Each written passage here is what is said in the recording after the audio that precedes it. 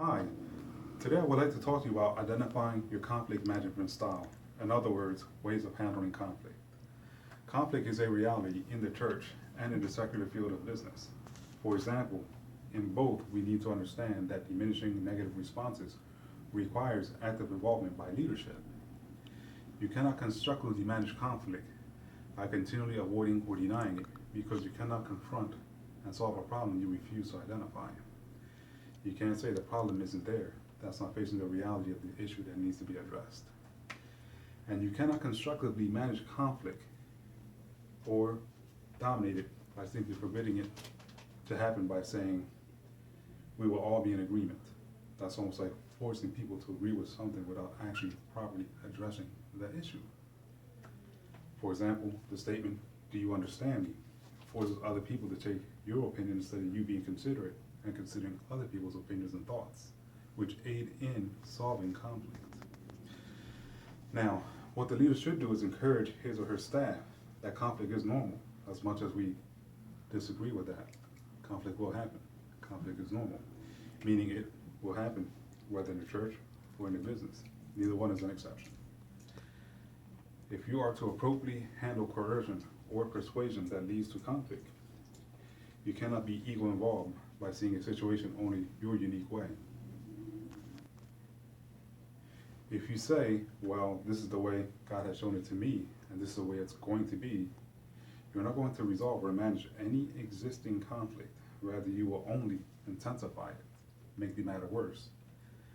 Because if you have made it to approach that issue that way, you have made it a debating position instead of a considerate moment to solve the problem.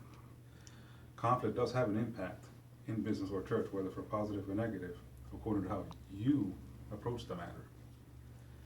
The negative role of conflict can be resolved by taking steps that reveal you care about a situation and a solution to the problem.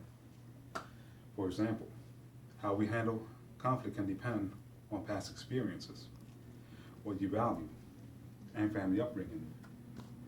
We can be passive and seek to accommodate and compromise if we are a person who avoids conflict that ought to be dealt with. Let's talk about identifying some problems in reference to managing conflict and identifying your management conflict style. Coercion. Forcing a person to accept your point of view is wrong. Doesn't solve anything. Once you realize this, you're beginning to identify the problem. Another one is persuasion. Get others to change their point of view or their way of thinking. Sometimes this can be bad when it is being forced, argued, or debated rather than considered and come to a common agreement. Compromise is when a person gives in order to avoid or cease the conflict. Unfortunately, many times compromise is a less desirable choice and is given into. It means sometimes you give up your belief and your values just to ease the situation, which really doesn't help an issue if it needs to be addressed. Conflict that goes unresolved devastates relationships. The badness or goodness of conflict all depends on how we respond to it. If we fail to make peace effectively, our relationships will suffer. Unhandled conflict will eventually erode the joy, rob the peace, and shred the commitments in our relationships. Destructive responses are a result of hostility, self-centeredness, and competition. Passive aggression is a pattern of indirectly expressing negative feelings instead of openly addressing them in a manner that is humble and should be addressed when trying to manage conflict. Avoidance is to evade conflict rather than addressing it. To accommodate conflict is to give up your view and preferences. Collaboration is needed to come to a general conclusion and an agreement in resolving the conflict with others.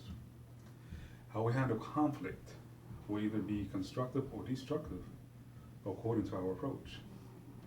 In person, it is better to deal with this than texting when handling conflict. Trying to lead through conflict resolution by email is not the answer.